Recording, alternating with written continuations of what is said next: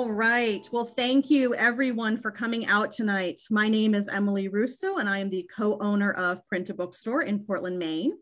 A few housekeeping details before we start. First, a huge thank you to our co-sponsor this evening, the Portland Public Library, for helping us promote this event.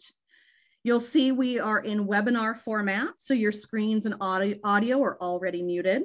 Not only does this help with general connectivity issues, but it also prevents us from accidentally hearing any background noise like dishwashers or children taking baths like mine are doing right now. If you have any questions for the audience Q&A portion of the evening, please feel free to enter them in the chat box, which is on the bottom right-hand corner of your screen, or in the Q&A function, which is on the bottom bar of your Zoom window. If you'd like a copy of Margaret's Harbor, I will include the link to the print page in the chat box in just a moment, so you can click right on through. And now for our speakers. Neela Vaswani is the author of the short story collection, Where the Long Grass Bends, the mixed genre memoir, You Have Given Me a Country, the middle grade novel, Same Sun Here, co-written with Silas House, and the picture book, This Is My Eye, for which she was the author and illustrator. She is the recipient of the American Book Award, a PEN O. Henry Prize, the Forward Book of the Year Gold Medal, the Italo Calvino Prize for Emerging Writers, and other literary honors. Also an audiobook narrator, she received a Grammy for her narration of I Am Malala, How One Girl Stood Up for Education and Changed the World, and multiple Audis for other work. Eleanor Morris is the author of White Dog Fell from the Sky and An Unexpected Forest, which won the Independent Publishers Gold Medalist Award for Best Regional Fiction in the Northeast United States, and was selected as the winner of the Best Published Fiction by the Maine Writers and Publishers Alliance. Morris has taught in adult education programs, in prisons, and in university systems, both in Maine and in Southern Africa. She lives on Peaks Island here in Maine. Please join me in virtually welcoming Eleanor Morris and Neela Vaswani. Thanks so much, Emily. And let's see, can you see both Neela and me, everybody? Yes, we can. Okay. So thank you all so much for coming. Those of you who we can't see, participants, but we're honored that you're here. So thank you so much. And thanks to Emily Russo, who's the co-owner of Print Bookstore, and to Rachel Harkness at the Portland Public Library, who are co-sponsors of this event. And Neela and I have just been told that if you know somebody who's missed tonight and wasn't able to make it, this is being recorded, so you can probably find a recording in a week or two at either the library or at Print Books. So I just wanted to say a huge thankfulness to not only Print Bookstore and the library, but to indie bookstores and libraries all over this country. You know, in this dire year that we've just been through, where would we be without these wonderful institutions? And thank you for surviving. You know, as Emily said, there's a link to the bookstore. So please support either this indie bookstore or others in your neighborhood. A special thanks to Neela Vaswani, writer and human extraordinaire, for being here with me tonight. We got together thank you. We got together last week over Zoom. We hadn't seen each other in, what, was it a year and a half or something? And we just kind of wept at each other for a while. So we said, we're going to try not to do it tonight, but it's so good to be here with you, Neela. So you too, Eleanor. Yeah. Neela's toddler and Emily's young kids are in the midst of bath and bedtime, and I've told them both that if the kids turn up, we're happy to see them. And my cat Oscar is also sitting over here, so he loves conversation, so you might see him or his tail or something too. Never have the boundaries between work and home been so porous as they are this year. So we're glad to have anybody who turns up. A few more thanks.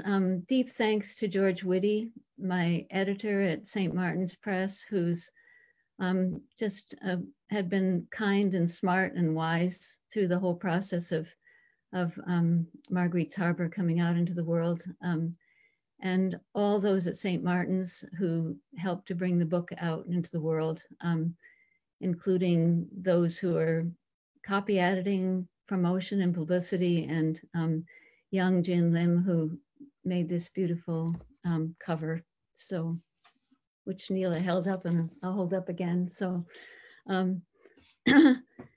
and thanks to Deborah Schneider, my indefatigable agent, who found this wonderful home for Marguerite's Harbor. Thanks to Peaks Island community. I know there are many Peaks Island people here tonight, and this community is daily sustenance for heart and soul. And I'm so grateful to be here and to know all of you. And also many thanks to the Spalding School of Creative and Professional Writing. I think there are both students and faculty here tonight. It's a wonderful place for nurturing writing and humans, and Neela and I met there. So it's wonderful for that reason as well. So I want to thank comrades in writing and friends who have read this manuscript in its early stages. It's a better book because of each of you. I want to thank friends, close friends and family for your encouragement and enthusiasm and support. And I want to thank all of you who are here tonight, and others who care about the written word, and who value books and literature, and are willing to be changed by what they read. So it's not enough to write a book. It needs you to make a circle that completes through you and those of us who are writers. So thank you so much. So Neela and I are going to, I'll be reading for about 10 minutes, and then Neela and I are going to have a conversation, and then we'll open it up to whoever has questions. So Emily will be back and help to field those questions. Just a little bit of background for those of you who haven't had a chance to read Marguerite's Harbor. The book spans 13 years from 1955 to 1968. And it's set in Mid-Coast, Maine, in a fictitious town called Burnt Harbor. There's 6 point of view characters in 3 generations. Marguerite is the oldest, the grandmother, and then there's a husband and wife, and starts out with 2 children, and then they have a 3rd child.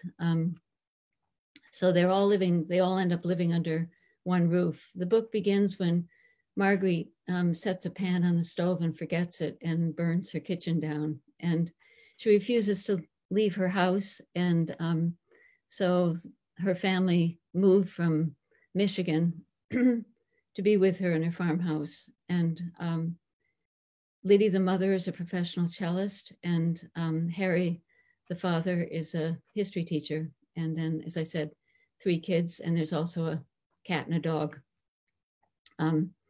So I'll start with this reading. This is from the point of view of Marguerite. The family has moved into the house, and she really doesn't completely understand what they're doing there. And she ends up talking to the oldest boy, whose name is Bernie. They were a herd of locusts, worse, an occupying army. The girl cried. She was scared at night. She was a silly little thing. And the 2 children fought by day, slammed doors, thundered through the house. It appeared to be more than a visit. A moving van came with boxes and more boxes. The bedrooms were full. This wasn't her idea. When you're old, you need quiet. You need the shadows of the day to fall over you softly. The wild geese had returned, as they have here, and settled down by the harbor. Marguerite heard them after dark through her open bedroom window. Their voices were urgent, the way the world began. They honked across the sky, barking like flying dogs. They brought tears to her eyes, remembering her mother's tears when the geese would return in the spring. What remained in her, Marguerite, were memories that no one cared about except her And maybe the boy who is living here now with the large dark eyes, her daughter's boy, at least that's who Liddy said he was. He asked her questions and she told him. I was born in Saskatchewan and my mother was born there. And my father, Pearl Crow, was born there too. Saskatchewan is in Canada, a long way from here. Pearl is a girl's name, the boy with the dark eyes said. I ought to know the name of my own father, she said. That was his name. Men were named Pearl in those days. Hush now. After my parents married, my father couldn't find work. They had baby Marguerite, me, and they moved to the United States, to upstate New York, where winters were dark and you could smell the cold coming over the Adirondacks. My mother said it was a pure smell, like a mountain spring. My father worked in the woods and my mother worked at home. And when her work was done, she walked to the lending library with me and brought back armloads of the great classics in a rucksack. She read Shakespeare to me. She expected great things, but there was no money for great things. When I was 7 years old, my parents moved to Bath, Maine, where my father found a job working as a sternman on a lobster boat. He built most of this house with his own 2 hands and with the help of his brother, who lived with us for a time. It was no bigger than a shed when we moved here. Why did you burn down the kitchen? The boy said. Did you think I meant to do that? So we'd have to move here. You thought I wanted that? Because you were all by yourself and you were losing your brains. I like being by myself. And do you like being not all by yourself now? No. They were sitting in the living room, Bernie on the round piano stool with the wrought iron legs, and she next to him. He twirled around on the stool, and the stool did a heavy little gallop. Do you want us to go away? Why, do you want to go back home, she asked. We can't. We sold the house. Some other people are living there now. He looked at her. Why are your teeth all scraggly, like a witch? I used to like to chew ice, but I don't do it anymore. It got expensive. Let me give you a piece of advice. Never start the habit. It's a hard one to break. Worse than a smoking habit. Don't ever start that either. So your teeth broke just like that. Just like that. Crack, crunch. Did you ever have a husband? 3 of them. The first one died. He fell off a tall building, although some people say he jumped. I'll never know. The second one was Mr. Irving Bright. Irving grew up in the Bronx. Do you know where that is? It's in New York. You're a smart boy. Yes, I am. Irving was a smart boy too, but he was very impractical growing up in New York. He knew nothing about cars. He didn't even know how to drive when I first met him. I had to drive him everywhere. I did the tune-ups and oil changes, and when winter set in, I lay flat on the frozen ground in the shed out there with my head beside the tire of the car and wrestled the chains onto the bald tires so the car could climb the hill to the main road. Traction is a very important thing. She said it again for emphasis. What's traction? Like a tractor? Don't interrupt, I'm telling you something. I was good behind a wheel. Irving was lousy with cars, but he was a fine man anyway, and we loved each other. Where is he now? Under the ground. He was 17 years older than me. He worked in a shoe factory. Then he was a day laborer. The work took a lot out of him. He was a handsome man, an amorous man. I'm not telling you what that means. I know what it means. What? What does it mean? I don't know. Irving was a good father. Liddy was 15 when he died. Peter was 13, and Willard was 11 years old. My mother, Liddy? Are you Liddy's boy? She peered at him and went on. I didn't know what to do after Irving died. I was so sad. She was quiet a moment. I didn't know what to do. When you kids were in school, I wasn't with you, Grandma. You're talking about someone else. When you were in school after your father died, I used to drive a long ways and come home before the bus dropped you off. Sometimes I didn't make it home in time. One day I almost thought I wouldn't come home at all. While I was driving, I sang songs that Irving and I used to sing together. Pistol Packin' Mama, Some Enchanted Evening. You know that one? No. Some enchanted evening, she sang, you may see a stranger. You don't know how to sing, do you, Grandma? I used to sing just fine, but it's the breath, boy. And I'm not your grandma. The breath gets thinner, like mountain air. But that doesn't matter. It's the thought that counts. You mustn't be afraid of sentimental, romantic things. Bernie did another couple of fast rotations on the piano stool. As it jumped toward the wall, he put his foot out to keep him from hitting it, left a footprint in the middle of the lilac wallpaper. He put his hands on either side of the bench and made one slow twirl. So that was 2 husbands. Then there was Everett Hocking, who worked at the bank, and he said he'd like to marry me. And he did marry me, and Mrs. Bright became Mrs. Hocking. Mrs. Hocking had more money than Mrs. Bright, but if Mrs. Bright had been standing at the top of the stairs of happiness, she tumbled right down to the bottom with Mr. Hocking. Where's Mr. Hocking? Did you get a divorce? He died just in time, shoveling snow. He must have had a heart condition. He looked strong with his big chest, but he wasn't. He was a clumsy, rumbling man, an old goat. He cleared his throat a lot, as though he was about to say something important, but he never did. We had 9 years together. He belched after dinner and pontificated. Do you know what pontificated means? No. He was boring, but he didn't know how boring he was, like a show-off. I know some show-offs, said Bernie. Sometimes I'm a show-off. It's hard to love a show-off. I couldn't bear to look at Mr. Hocking after a couple of years. I asked Liddy what I should do, and she told me to leave him, but I didn't. But then he left me all of a sudden. Heart attack. My name is Mrs. Bright again. I didn't feel bad about losing Mr. Hocking, but I felt bad for other reasons. And I said to Liddy that maybe I killed him by not loving him enough. And Liddy told me I was crazy. She said he was an impossible man to love, and he just died. That was all. If you don't love someone enough, you can kill them? Some people would say no, but I think you can. What do you think? I think you can, but it doesn't work that way with your sister. Only someone you're supposed to love. You're not supposed to love your sister? Not really. Well, let me tell you one thing. When you grow up, don't you ever try to love someone you don't love. And don't ever try to not love someone you do love. Don't ever forget that. You hear me?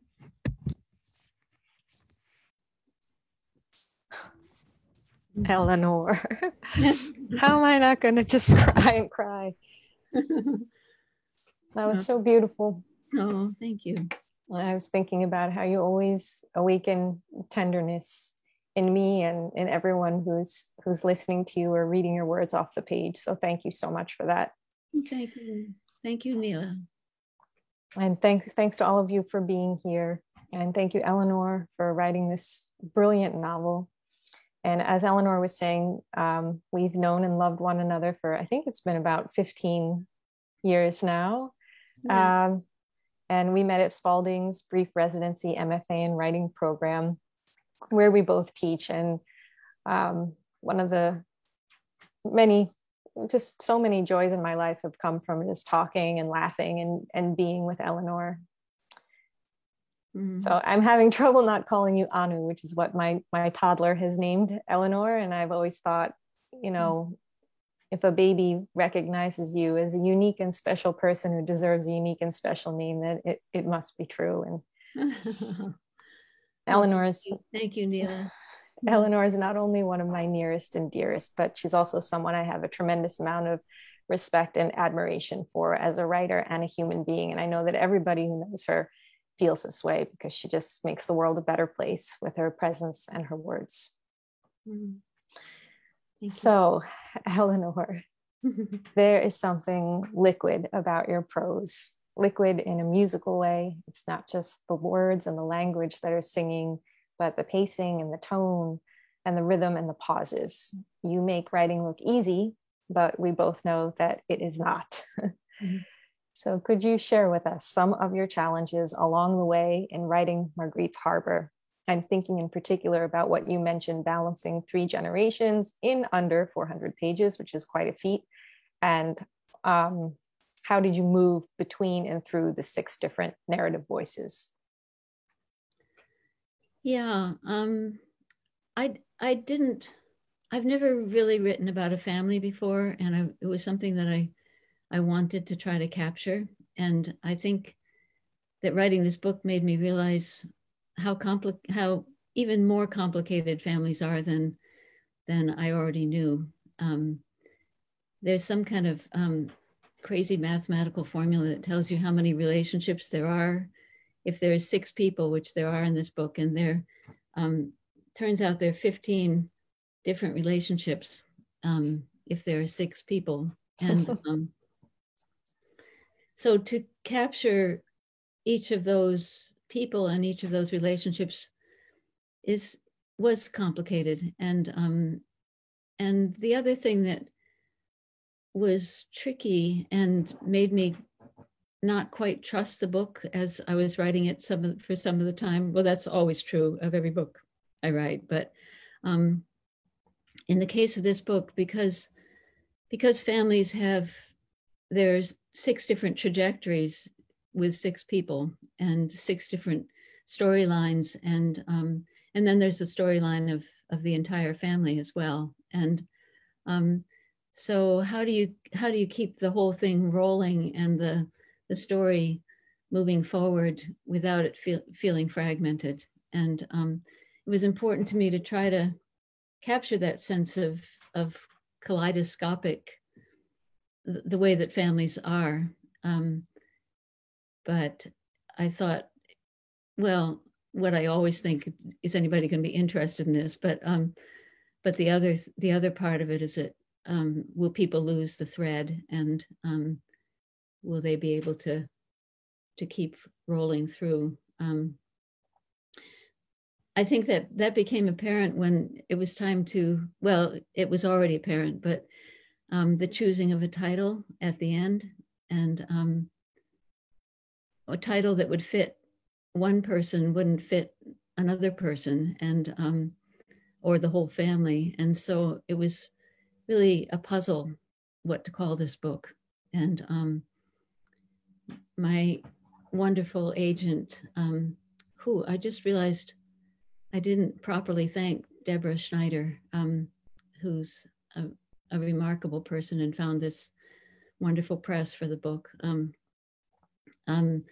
But it was Deborah Schneider that came up with the final title. It was going to be called Burnt Harbor, and we were kind of a little unsure of that. And then she said, well, Marguerite is at the center of a 5-pointed star, and so call it Marguerite's Harbor. And that seemed to fit. Marguerite, by the way, was going to be a minor character.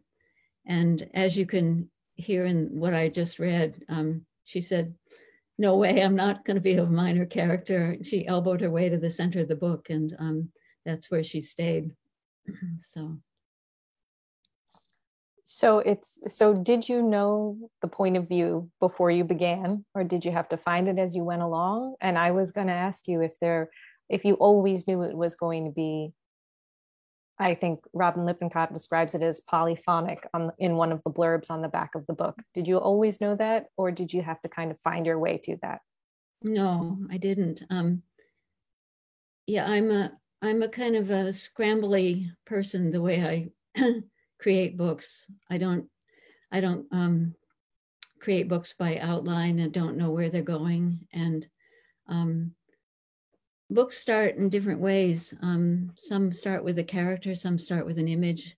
This book, I think, started partly with an idea, which was how the 60s was similar to much of what we have been dealing with here, and in this decade. And so I began with that idea, and then one by one the characters added themselves, and finally began to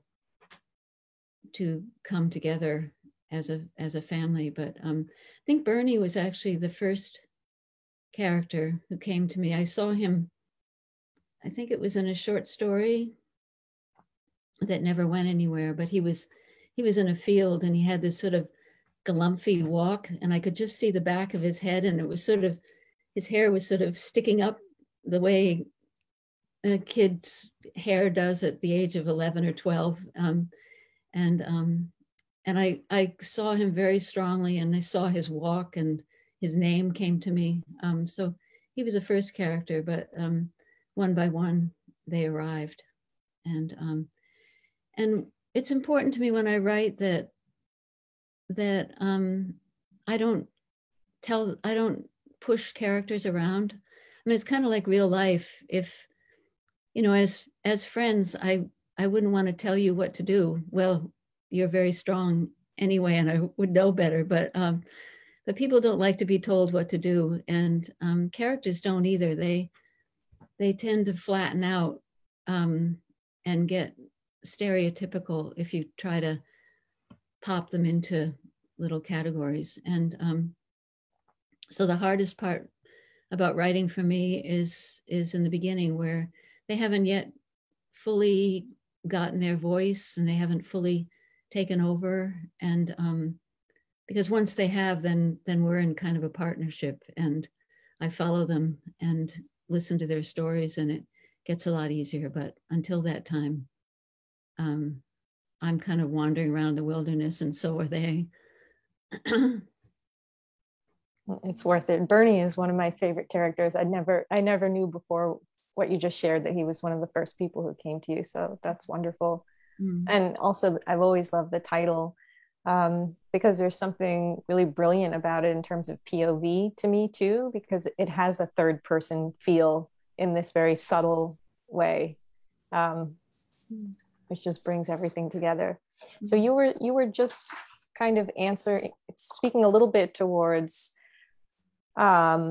the then and the now. And I think so much of what you take on in this book is resonating right now thematically and in terms of people's individual experiences and our country's collective experience. And I've heard you describe that resonance yourself as seeing through the lens of then, in connection with, for example, the Vietnam War and race and sexuality, etc.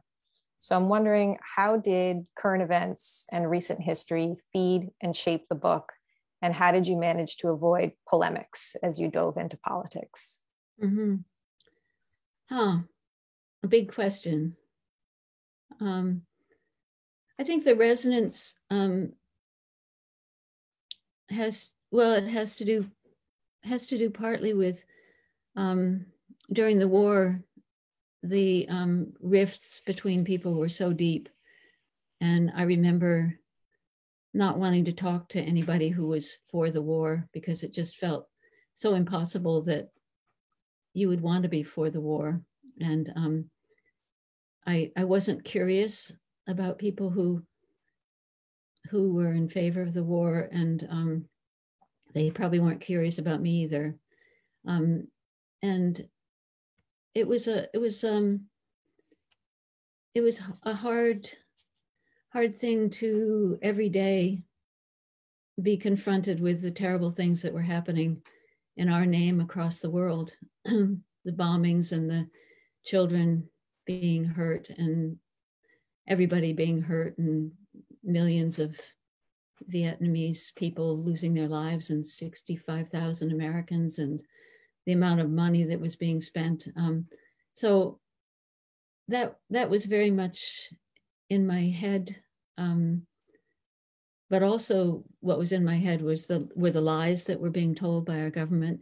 And I think that maybe it was my own innocence, or maybe it was the 50s that was more innocent than the 60s. It's hard to separate out, because I was young in the 50s and saw things through that innocent lens. Of course, there was McCarthy then, but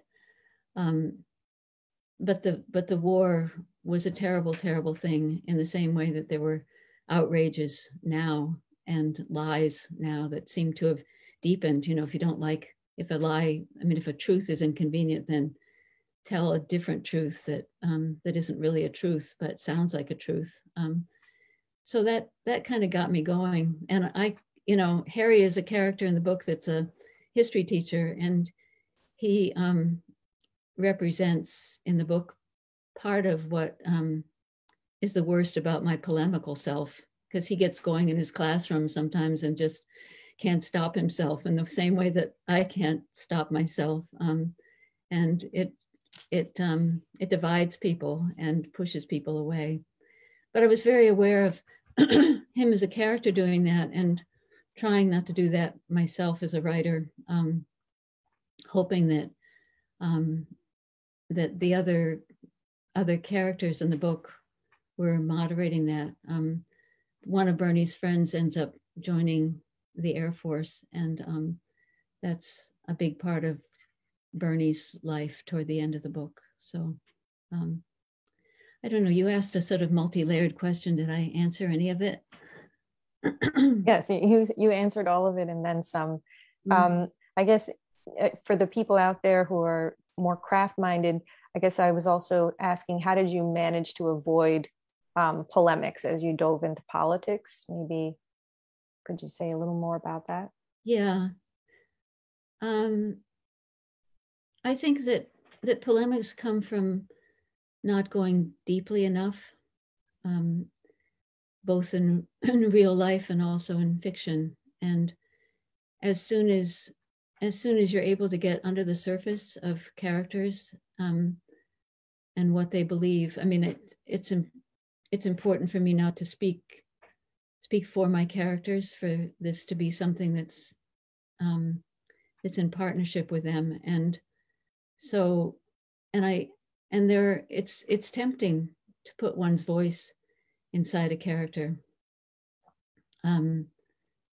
But I try to catch myself doing that. And as soon as a character goes deep enough, as soon as they become real and not cardboard caricatures, you can begin to see why they believe what they believe and where it comes from.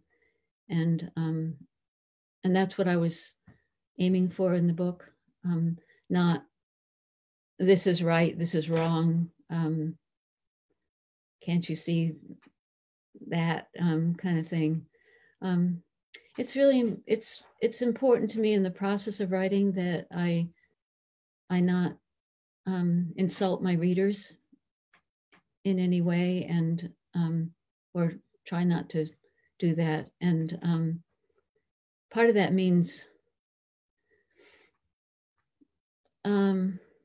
writing in such a way that that I trust readers to figure things out for themselves, you know, to make a scene vivid enough or a character vivid enough that a reader can make up their own mind about what they think about something. And I think that's the other way to avoid polemics is to get the heck out of the way. And you know, both Stephen King's written a wonderful book on writing, and so has E.B. White, and both of them are really death on adverbs. And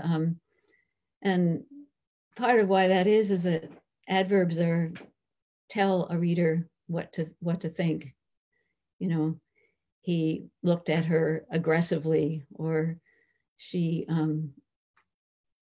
longingly thought about whatever it was she was thinking about. But the minute you've got the ly, you're telling a reader what to think. And so I try wherever possible to let characters speak for themselves. And I mean, obviously my voice is there, but I try not to be a manipulative kind of voice, and try to make them vivid and scenes vivid enough that readers can be inside a book rather than inside whatever I think. Well, so there are a lot of scenes that are very poignantly painful to read in the book, and I don't want to get into them because I don't want to give anything away, but it's hard human stuff like death and betrayal and distance and divisions and loss. So how do you keep your balance as a writer and as a person when you're writing difficult scenes? Yeah, sometimes I don't. I don't keep my balance. You know, and as I said, I don't plan out a book by outline, and so sometimes a character's trajectory will be heading in a direction that I don't want them to go in. I mean, I do love most of my characters, not every single one, but I don't want them to suffer. I don't plant things in the book that's going to make them suffer, but they head in directions that are kind of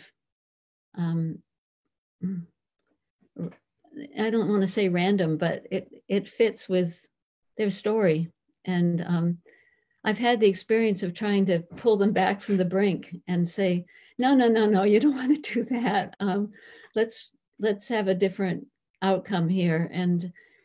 But it feels as though when I do that, that the integrity of the book is compromised, and I have to let them go in whatever direction they're going to go in. I try not to. I don't believe in gratuitous violence in books, but I do believe in telling the truth about life. And I hope people who read the book will see that there's a lot of joy in this book and some humor. And there's also things that aren't so joyful. And there's a marriage that has some of the hiccups and difficulties along the way that most marriages have, and there are things that happen to characters that I didn't really want to have happen.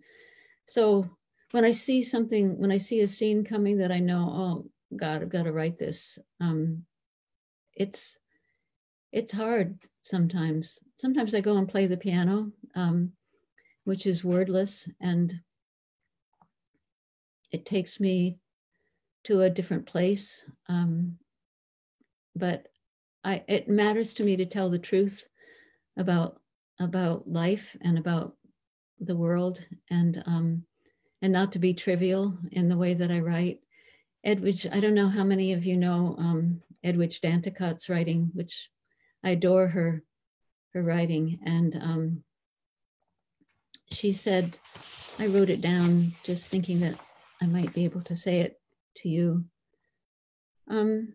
She said, write as though every story is our last. And then she said, what would you say to a dying person that would not enrage with its triviality?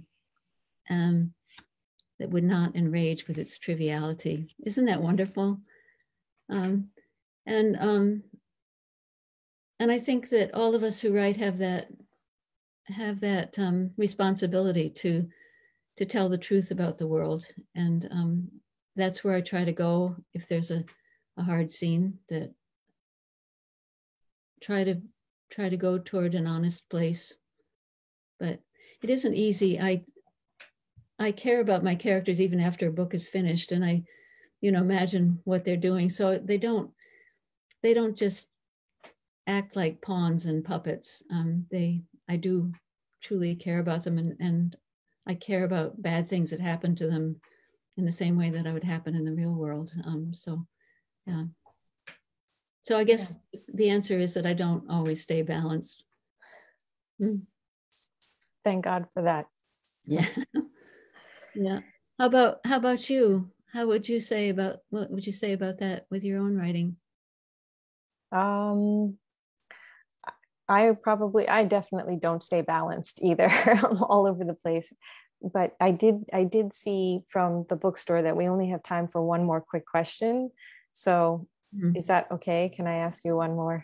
Yes. Okay. Yeah. But I want to hear about a little bit about you too. Well, I definitely don't stay balanced. I would answer in much the same way that you did. And that I find the place in me that has resistance to what's hard, and I just try to soften it. And I usually, when I'm afraid to write something, it comes out very flat on the page, a difficult scene. And that's when I know in revision, as I look back at it, okay, it's time to be brave, go deeper. And like you, I'll go to music, or I'll take a walk outside. I'll do something to feed and help and nurture the fear so that I can go back in and face it. But then I often just make a great big sloppy mess and have to revise and revise my way to clarity, but also to truth, like you were saying. Mm-hmm. Yeah, and what you said about revision is so important, that revision is probably the most important thing that we do as writers, because with every revision, we do go deeper and we get closer to the heart of what a stories and characters are trying to say. And without that, we'd still be skittering along the surface. And yeah, well, so you have one more question. I do. I have like 1,000 more questions, but I will just ask you one more question, which is, I guess, well, the question sort of came from me feeling like this book of yours, I'm not just a fan of this book and you as a person, but all of your work. And I feel like this book of yours is kind of set closest to home in terms of location. And I know that Botswana was also a home to you at one point in your life, but your last book, White Dog Fell from the Sky, which everyone should read as well, was set a continent away from where you were writing. And this one feels more connected to where you live in the now. So that was that one thing that I kept thinking about as I was reading and rereading and reloving the book, Marguerite's Harbor. So I guess from there or around there, could you talk about your earlier books versus this one and the difference in who you are as a writer then and now? Mm-hmm. Huh. I think as a younger, I realize we don't have much time for this answer, but as a younger writer, a lot of the struggle was simply finding time to write. And you have a toddler, Neela, and you know what I'm talking about every day. So, and when I was writing, it was just, oh, I've got 2 hours, I'm just going to go for it. And I was in more of a hurry. The haste was definitely there. And I think I wasn't as brave as I am now. I've experienced things in the world that I hadn't experienced yet. I remember once saying in my younger years, there's nothing that I regret. I mean, what a silly thing to say. There's so much that I can think of to regret. Not in a way that it says you stupid idiot, but just, not enough of something or too much of something. And that's life. And so the depth comes from all sorts of directions. I remember saying to somebody once who was in a period in their life where they weren't able to write, that nothing really gets lost. The fact of living, your writing is getting deeper every day, no matter what. And I hope that's true with my books. There's no book in the past that I could write now because I was in a certain place when I wrote it. When I wrote An Unexpected Forest, I was recently in love. And, so there's kind of a whoopee feel about that book. This year that we've just been through has been, we've all been battered and bruised and by this year. And with what's happened in the world, we've taken on the truth of Black Lives Matter in yet again a new way, in a way that people were unable to take on truly in the 60s when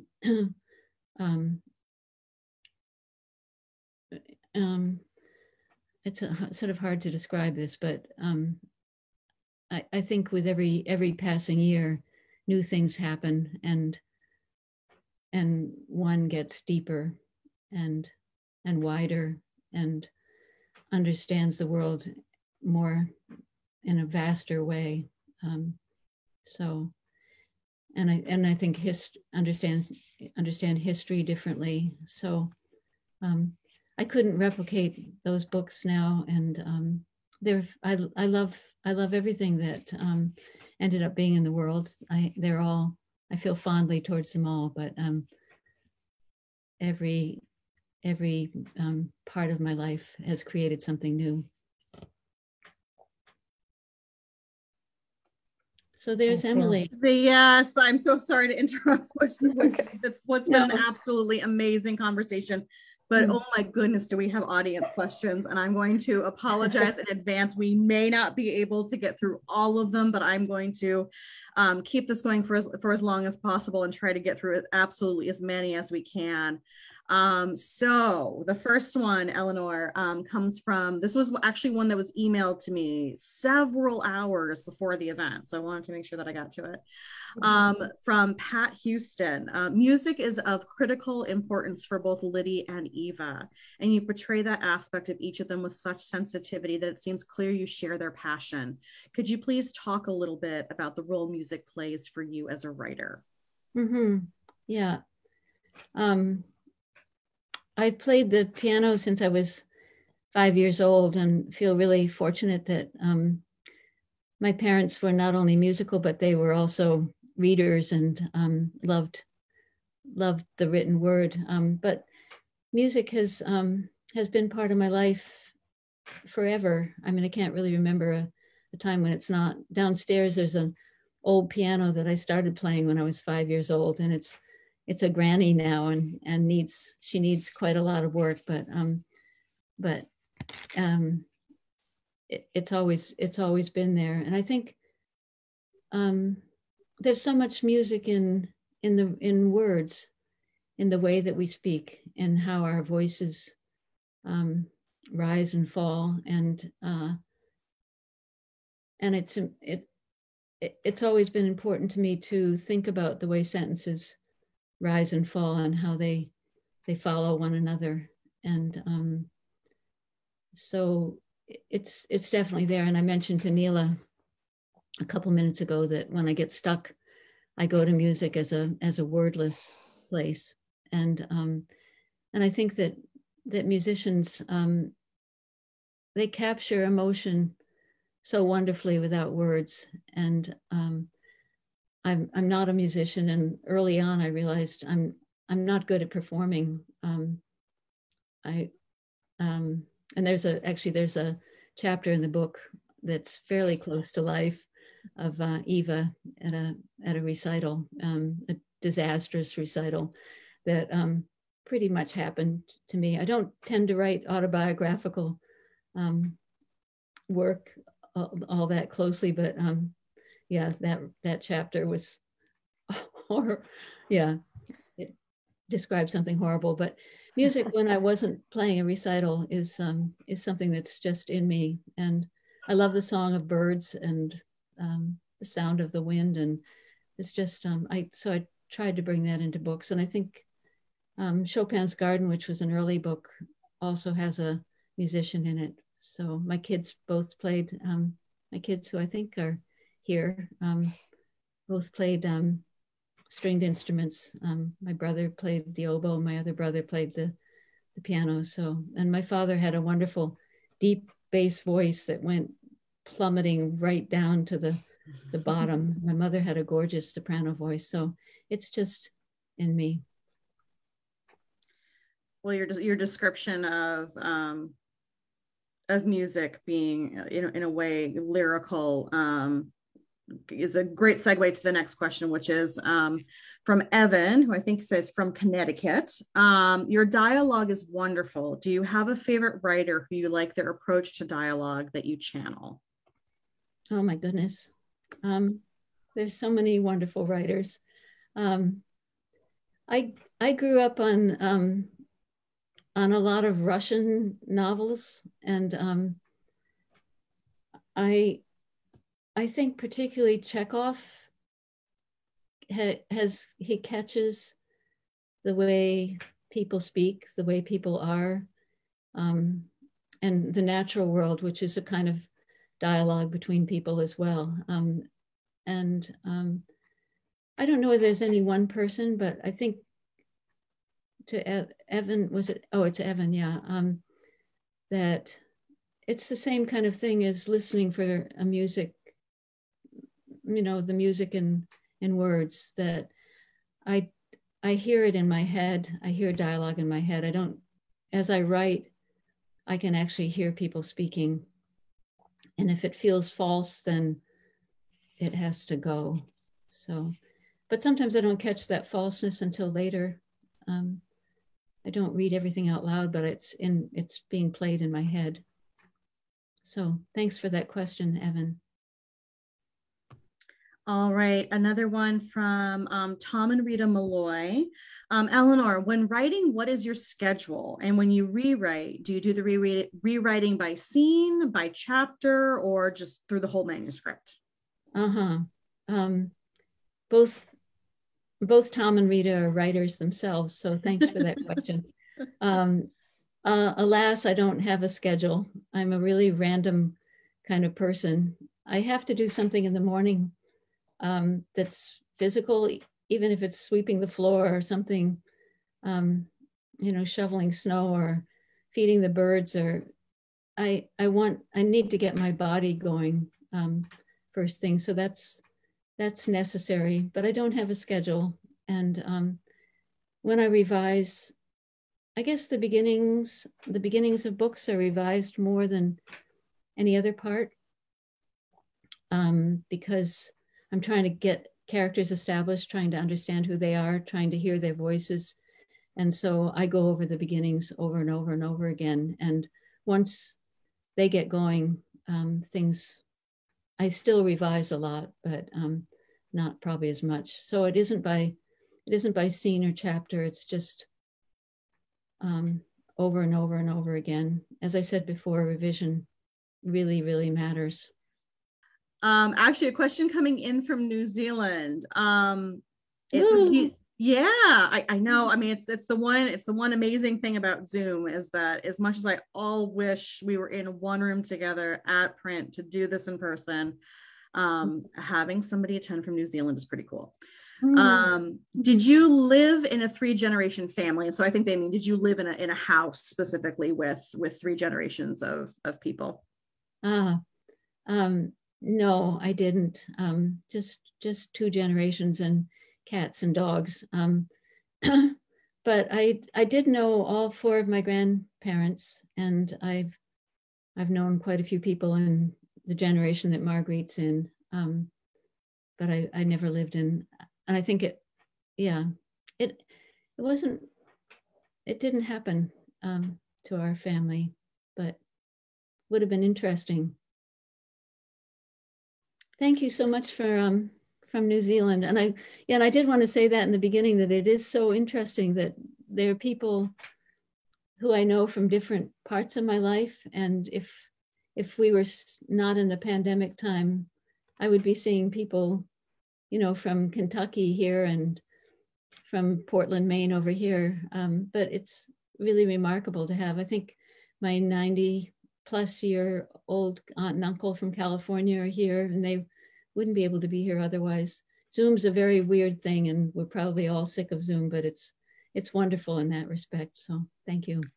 Yeah, I don't think it's going to entirely go away. It's really opened up some interesting doors, I think, for bookstores and for events. So even when we are back in person, to be able to live stream something like this, so we can get, you know, we can have an even larger audience, and it's not restricted to those who can make it to the store. So it's really opening some great doors for us. Does your passion and need to write come from influential family members or authors, or just from within yourself alone? My mother loved words. She was a wordsmith, and she was my first writing teacher. If I got all tangled up in a paper that I had to write for school, she'd say, well, what are you trying to say? And say it out loud and say it clearly, and now write that down. And so she was a great one for getting rid of useless words and not, you know, writing clearly and not trying to be somebody that you're not when you write. she was a wonderful writer in that way. She never wrote fiction that I know of, or maybe she did, but I never saw any of it. My father was also a lover of words. He read all his life, even when he was partially blind. He found ways to read, and was really important to him. And he was a real truth teller with his words, and he was fierce about telling the truth with words. And so I think early on, the combination of who they were and the books in our house and everything really made a difference to, I just couldn't imagine not caring about words, and in that sense. And in terms of larger family, there were a lot of mathematicians and scientists who had a lot of skepticism about, what is real, and researchers and people who were interested in figuring things out. And that's percolated into me as well. But I think I definitely thank my parents for a lot of my love of writing and reading. I wanted to say, I didn't answer that question very well on dialogue. And if you're interested in a reading list, I've got a list of books that I love, and you can go to my website, www.eleanormorse.com, and just send me a note, and I'll send you a reading list if you're interested. Okay. So Eleanor, another question from Elizabeth. When you're dealing with something objectively wrong, for example, murder, how do you keep from having static murders? Is that what you were talking about earlier with polemics? How do you keep from having what kind of murders? Static? Static. Static. I'm guessing one-dimensional. Oh, one-dimensional murders. Have I ever murdered anybody? Oh, maybe that's coming next. Yeah. Well, say the first part of that question again, too. I got hung up on the word static. Yeah, sure, no problem. When you're dealing with something objectively wrong, for example, murder, and I think what the questioner is getting at, what they probably believe was the Vietnam War was very wrong. How do you keep from having a static murderer? How do you keep it from being one-dimensional? Is that what you were talking about earlier with polemics? And Elizabeth, I apologize in advance if I got that completely wrong, but I think that was the basis for the question. Yeah, I think it's what I said, trying to go underneath, go deeper. And I worked in prisons for quite a number of years, teaching writing and also teaching conflict resolution. And I mean, I knew this before, but I really knew it after being with people who were in prison, both men and women, that people are not, they're not the same as the worst thing that they've committed. And there are usually reasons why a person will do what they do. And if you go deeply enough, that begins to make sense. And I'm not saying that every single person can be a sympathetic character, or that you even want that to happen, but I try not to write, although occasionally a villain does appear in a book, but I try not to write villains, because that isn't true of life either. So I hope that partially answers that question. It certainly did for me. I think that was a beautiful answer, and I can imagine my that cat's trying to get in my lap. Yes, I can imagine that working in the prison system, that you would have that takeaway. There's a lyric to a song that my sister told me about, which is, it's impossible to hate somebody whose story and you just, anytime I get really, really angry with somebody, I try to kind of remember that you don't necessarily know that person, you don't know their story, and you don't know why people do the things that they do necessarily. So Yes, I think absolutely. Yeah, I think, you know, going back to Neela's question from earlier, I think I've gotten more forgiving in some ways than I was as a hot-headed youth, where, you know, right and wrong were so obvious to me, and there were fewer shades of gray. And so I'm not talking about those kinds of shades of gray, but no, but it's life's more complicated now, and there's still right and wrong, but it's just more complicated. Mm-hmm. All right, I think we've got time for maybe two more, and I think they're still coming in. So, folks, I apologize profusely if I'm not going to get to all of these here tonight. In fact, I know I won't get to all of these tonight. Is the character of Marguerite based on one person or a compilation of persons whom you knew? Let me just say, if we don't get to all the questions, people are welcome to write to me as well, through the website or my email address. I will type the website in right now. Okay. Marguerite's a compilation, and I don't have a really, really close family member who was in the same position as Marguerite. But I got to know very well a woman by marriage. She was married to my mother's cousin.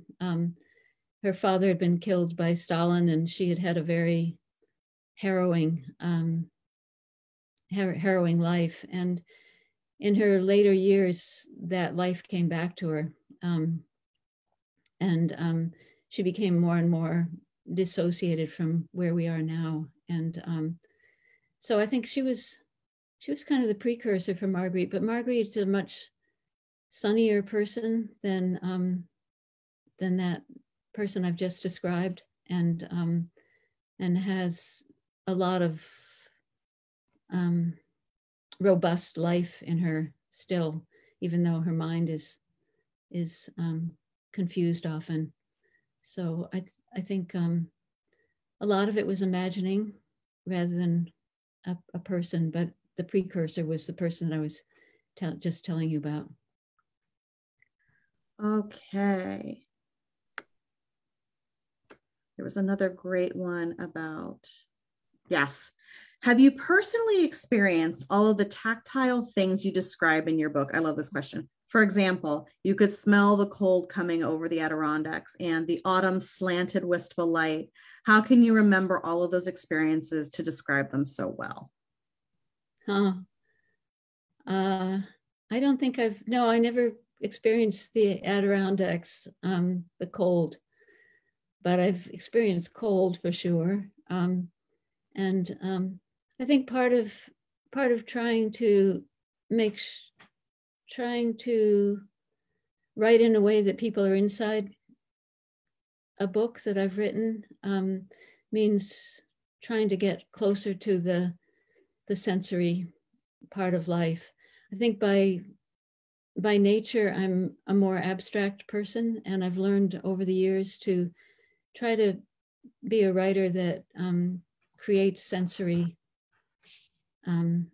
real sensory experience for a reader. And so that's part of where my imagining goes, and where, going back to Neela talking about revision, part of where revision goes is adding details once I've imagined things for myself.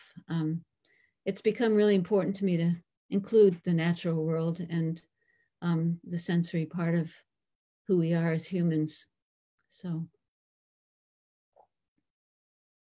All right, I could be wrong, but I think we actually have one more question here, which is, how did it feel to write a book immersed in Maine? Well, I love Maine.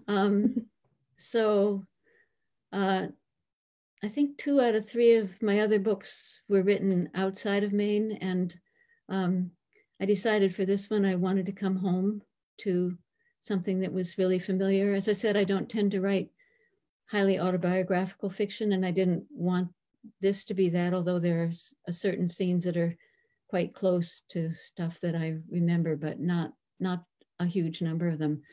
But being in Maine and writing Maine was a true pleasure. It isn't a state where I grew up, but I'm so grateful that it's become my home, and a deep home. And Peaks Island is a community that's a deep community for me too. So that was a pleasure, even though I wasn't writing about where I'm living. I was writing about a fictitious place, but it was a pleasure coming home to this beautiful state.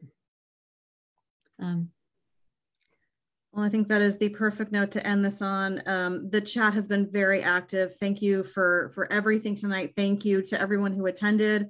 We had almost 200 people here tonight, which is just absolutely enthralling and wonderful. We're so happy. And again, for everyone, if I missed your question, I'm so sorry. Eleanor has very kindly offered to answer your questions if you email her. I dropped the link in the chat, just eleanormorris.com. So again, thank you both for a wonderful conversation. Thank you all for attending, and have a wonderful, wonderful night. And I would like to say, Emily, thank you so much for your questions, and huge thanks to Neela for being here from New York. Love you, Eleanor. Thank you so much. Thank you, Print. Yeah, and the library. And I'm so honored that all of you came as participants. So it's a huge honor. So thank you so much. Thank you all. Good night. Love you. Bye-bye. Bye-bye.